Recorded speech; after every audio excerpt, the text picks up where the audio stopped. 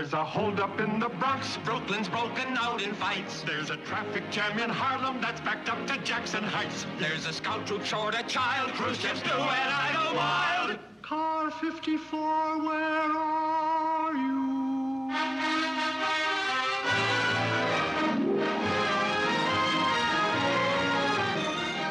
Tonight's program brought to you by Camay, secret of soft skin.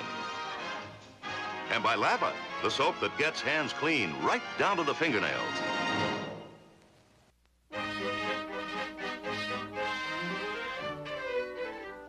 Hello, Zimmerman's Bavarian Roof Garden. I would like to speak to Mr. Zimmerman. Don't forget to mention the olives. Do you want to handle this? I'm up to here already with the banquet. I just asked. Last year he shortchanged us on the olives. Okay, I appoint you an olive committee of one. After the banquet, you'll count the pits. Happy?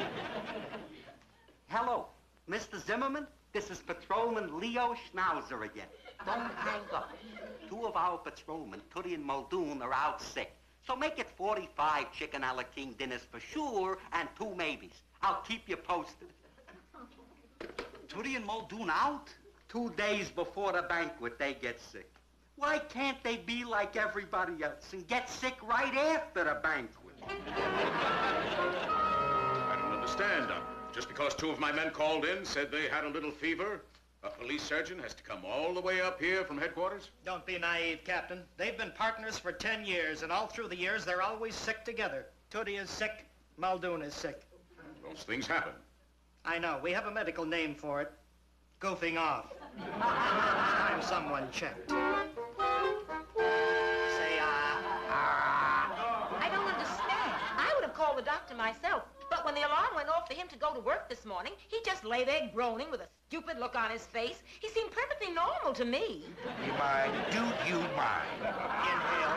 Aren't you want to look in the eyes first? Dr. Ben Casey, he always looks in the eyes first. That's his trademark. Please. On the other hand, Dr. Kildare, he's a tongue looker. Even before they're out of the ambulance, he goes right for that tongue. Quiet. I remember one case where Dr. Gillespie said to him, enough with the tongue. Right to look in the man's ear. Please, inhale. What was that case? Will you be quiet? Ooh. I remember the case. Will you shut up? Is it serious, Doctor? No, it's just a 24-hour virus. I could have told you that. You could? My partner, Muldoon, he called me up and he told me that's what we got. He told you that's what you got. Fine. Now, open your mouth. I have to take your temperature. Don't bother. My temperature is exactly 101.6 and a half. 101.6 and a half. Yeah, my partner Muldoon just called me and told me that's what our temperature is now. He told you. Do you mind if I check? Go right ahead. There we are. Now, a shot of penicillin will be... I don't take penicillin. Why, are you allergic? Allergic? No. But my left ear blows up. Your left ear? All right. What is it, Doctor? 101.6 and a half. 101.6 and a half. What's the matter, Doctor? Nothing.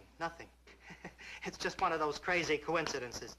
Well, a shot of penicillin will fix you. You can take penicillin, can't you? Oh, sure. Good. Except my left ear blows up. What's the matter, Doctor? Sultan and Raja. Sultan and Raja? That's right, Sultan and Raja. Oh, yes. That's the experiment they carried out at the University of Calcutta on the theory of monobiopsychosis. That's right, the 2 oxen were yoked together for 10 years. Psychosis. 2 bodies, 1 brain. You'll notice if one became ill, the other became ill. Look, same temperature, same blood pressure. If one twitched his tail, the other did. If one mooed, the other mooed. Terrible thing. Well, fortunately, it only happens to animals. Chief, I'm not so sure. What do you mean? Here are the records of 2 patrolmen of the 53rd Precinct, Toody and Muldoon. What are you getting at? Chief, for the last 10 years, Toody and Muldoon have been practically yoked together side by side in a patrol car. If one is sick, the other is sick. It's fantastic. Always the same temperature, same allergies. Forget about it. But, Chief, if you'll just give me permission to observe them. Absolutely not. All we need is the news to leak out that we think our patrolmen are turning into oxen. But, Chief, that's all. Yes, sir.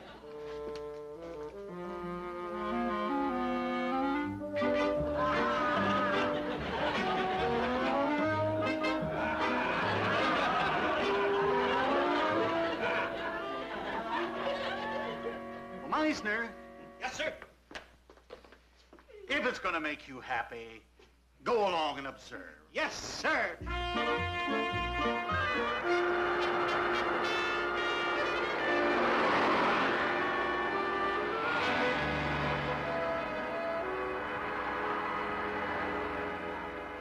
Just pretend I'm not here, boys. I just want to check and make sure there's no after effects of that virus.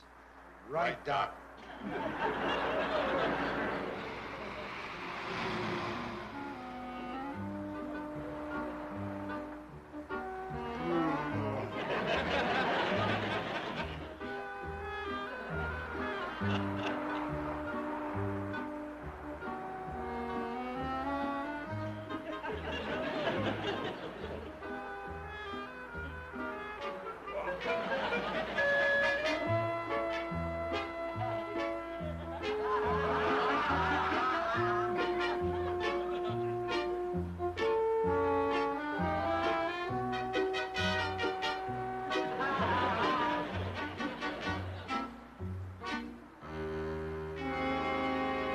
Beautiful dream, wake up to me, starlight and dewdrops.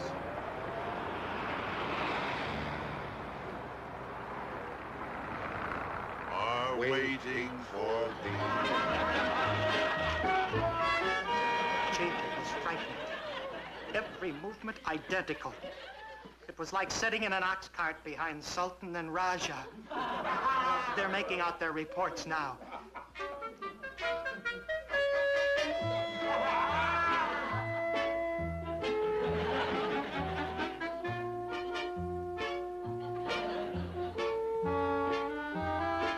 I'm going to keep them under constant observation. I'm even going up to the locker room when they change their clothes. Our whole police system is based on teamwork. If there was even a hint that these teams were turning into herds. Don't worry. I'll grab somebody and pretend I'm examining him up there. Well, Doctor, back again, I see. Who is it this time? What's the matter? I don't know yet. But just to make sure, I'd like to examine you up in the locker room. I never felt better in my life. Captain! Coming.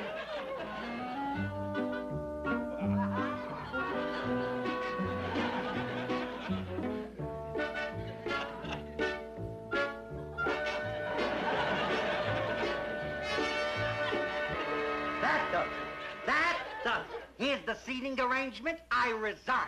All we asked was to change to a different table. It's just a little change. Just a little change.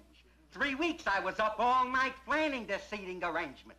First, O'Hara wouldn't sit at Sergeant Sweeney's table. Their wives don't talk. So I put O'Hara at the Steinmetz table next to Feingold's mother. Now, Feingold comes to me and tells me his mother is hard of hearing. And if she don't sit next to somebody with a loud voice, she'll fall asleep. So I have to go to table 16 to get a loud voice to sit next to Feingold's mother. The loud voice turns out to be Sergeant Abrams, whose wife is wearing the same dress as Mrs. O'Hara. So I switched the O'Haras to table 19 and put the Svensons at the Jensen table. So everything's fine. So what happens? Feingold calls me up and tells me his mother just got a hearing aid. And if that loudmouth Abrams sits next to her, he'll blow her eardrum out. You're gonna sit where it says you're gonna sit. Did you hear me? Hold it down, will you, boys? Sorry, Captain. It's out. Look, Doctor, if there's something wrong. It's nothing, nothing.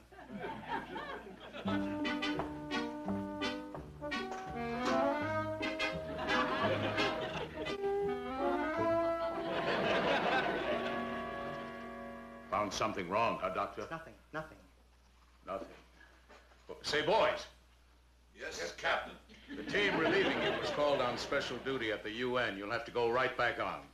Sure thing, Captain. I better call Lucille till I won't be home for dinner. Yeah. I'll change our schedule. Doctor? Say, Hello, Lucille. We pulled extra duty tonight, so I won't be home for dinner. I'll eat dinner with Muldoon, like always. But the laundry man is there. You want me to hang on? Sure. Sultan and Raja.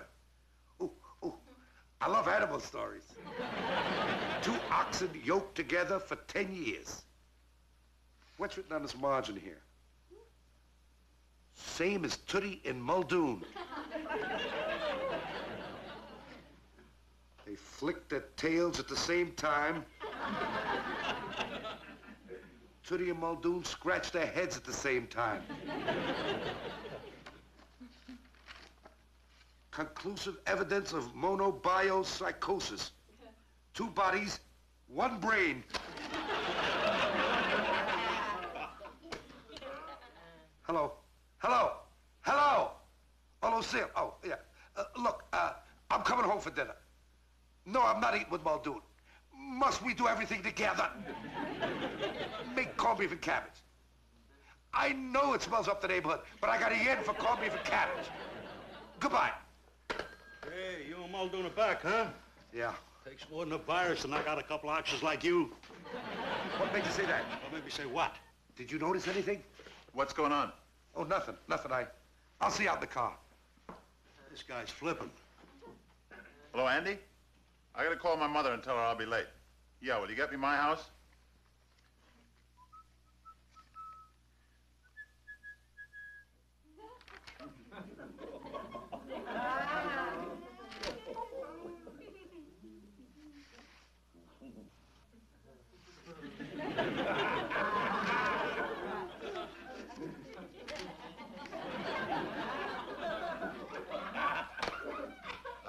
Hello, Mother?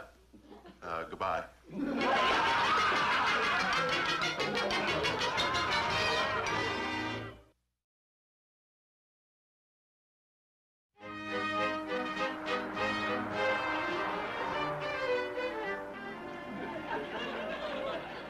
Sorry I have to spend so much time observing you, but these virus cases can get serious. Just pretend I'm not here.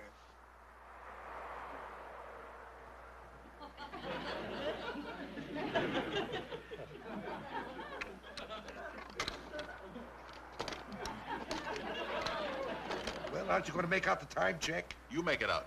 No, you make it out. Well, somebody's got to make it out. Okay. Okay, I'll do it. Make it out later when I'm alone. Me too.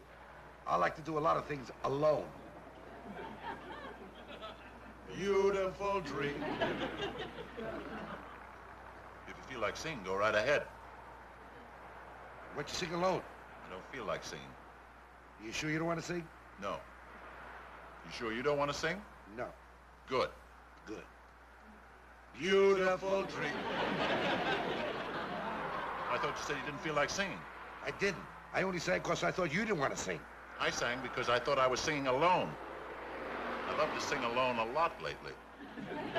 Me too. Beautiful.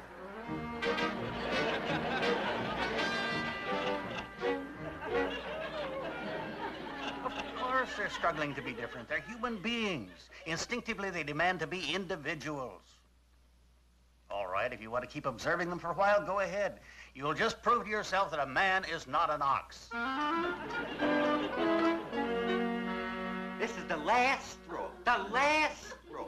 After 10 years of sitting together with Muldoon at every function, suddenly you want to sit somewhere else? That's right. Change me to another table. Separate you and Muldoon? It took me 2 weeks to figure out the arrangement, so it came out boy, girl, boy, girl, boy, boy.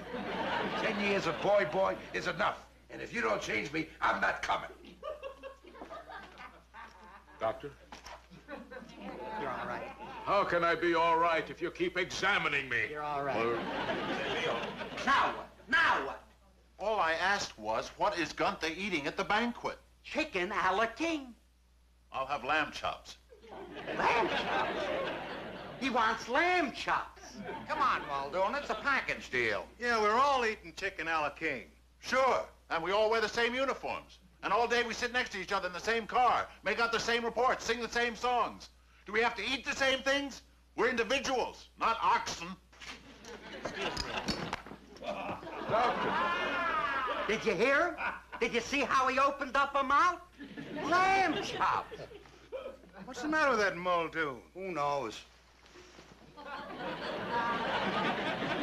Hey, Leo. Yeah.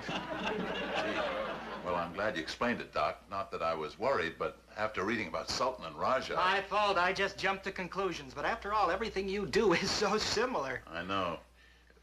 You see, Doctor, it's Gunther. I'm kind of smarter than he is, and he kind of looks up to me. I'm what you could call his, idol. So he keeps copying everything I do. Very common in close friendships. Sorry I scared you. I better explain it to Toody. Say, Leo, Yes, Captain. I haven't been feeling too well lately. You haven't?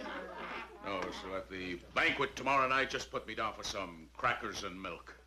Crackers and milk? Now, Schnauzer, it's nothing serious. It's just that I haven't been feeling too well lately. Crackers and milk? Oh, actually, I knew what this was about all the time. You did? Yeah. You see, Muldoon is a wonderful guy and my best friend. But he has no personality. Me, I'm a natural born leader. And he sort of idolizes me. And he copies everything that I do. Oh, he does? Well, you ready to go? Yeah. Sorry I scared you, fellas. In case anything comes up, you can reach me down at headquarters. What a relief. Not that I was worried about that Sultan and Raja report, but... How about those two stupid oxes? When they fed Sultan in New Delhi, Raja burped in Bombay. See, what are you having for dinner tonight? Corned beef and cabbage. Corned beef and cabbage. You only have that on Wednesday nights. Yeah, I know, but I had a yen for it tonight. Come on.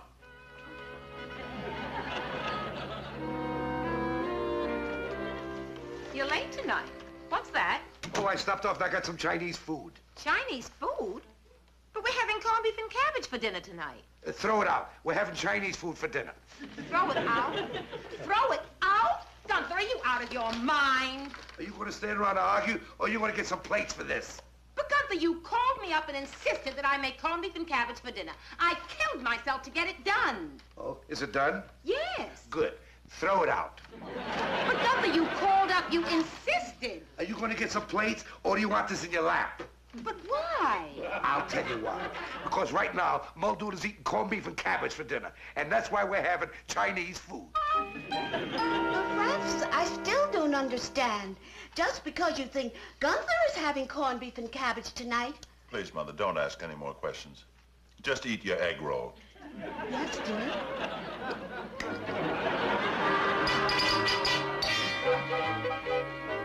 Gunther, will you stop fighting it? Sit down and watch television. No. That copycat Muldoon, he knows that I'm watching television, and that's what he's probably doing right now. Gunther, will you at least give me a clue about what's going on? Look, Lucia, I gotta figure out something that Muldoon in his wildest imagination would never figure that I'd be doing.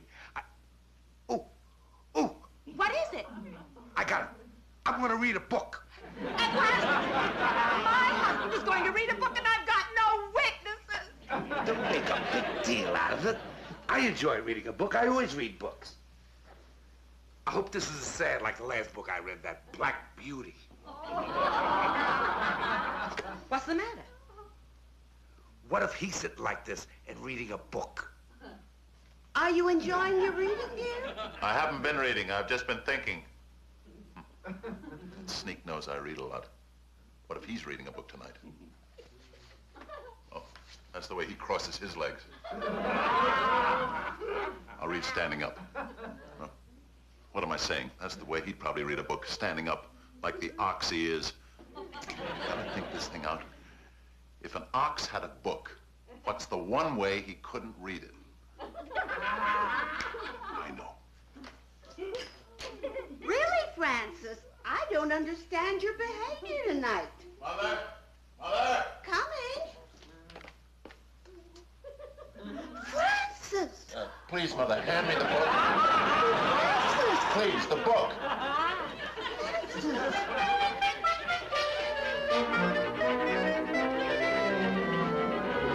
Listen, America. I, Lucille Hesselwhite, who had the choice of any eligible bachelor in the East Bronx, a Hunter College graduate, I married a kook. Step up, America, and meet my husband.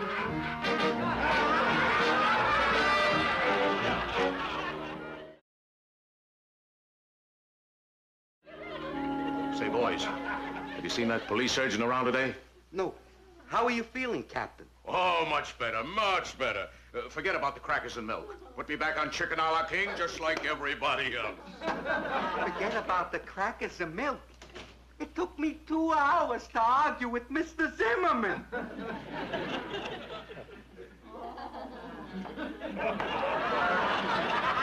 What's the matter? Nothing, nothing. Just what the precinct needed. A breath of Paris in the spring.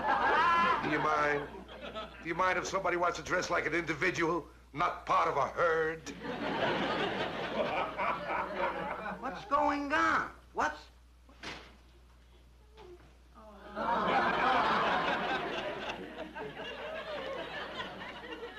I woke up this morning and just sort of had a whim.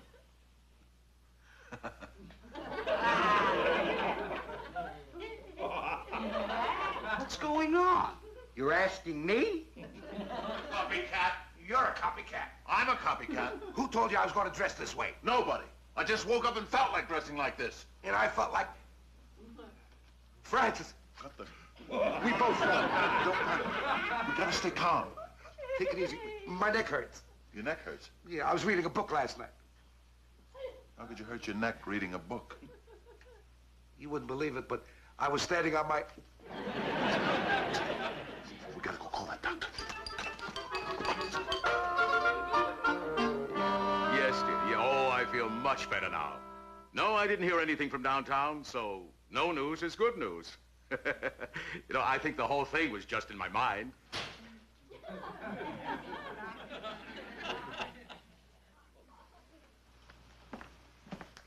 Captain, this is Dr. Metz, Chief Medical Officer. We have to see you immediately. It's very important.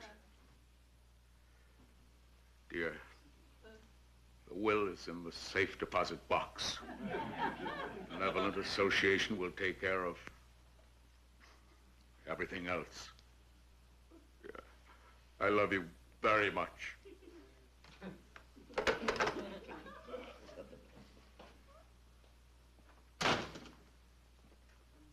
Yes, gentlemen? Something serious has come up. It's time you were told. Let's get it over with. How long have I got? What do you mean? Please don't sugarcoat it. No hearts and flowers. Give it to me straight. Okay. Toody and Muldoon are in trouble. You see, Captain, they saw a medical report and imagined themselves into a mental state.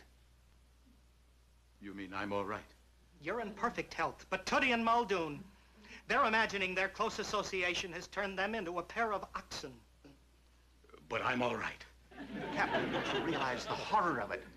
Two of your men merging as one brain. Poor Toody and Muldoon.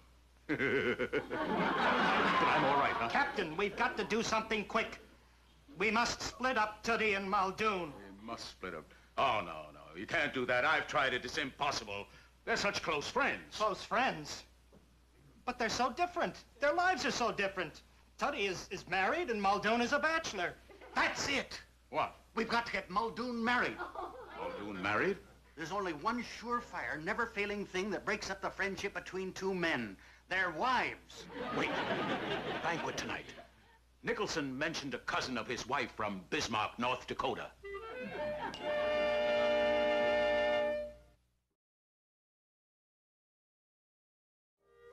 Look, this is the best I could do. It's the best he can do. She should be here any minute. The bus from Bismarck was due an hour ago. If you think I'm standing around waiting for some drip that you picked up in North Dakota, after all the girlfriends of mine that I've introduced you to. I don't even know what she looks like. Well, with your taste, I can imagine.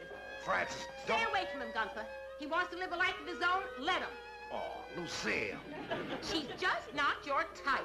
Lucille, you never even met her. Now, you stay out of this. Excuse me. Where can I find Francis Muldoon? I'm Francis Muldoon. I'm Mrs. Nicholson's cousin, Linda McPherson. How do you do? How do you do? This is Mr. and Mrs. Toody. How do you do? How do you do? Come this way, my dear. Francis, she's simply beautiful. Oh, my dear, they're never going to let you out of our sight. Doctor?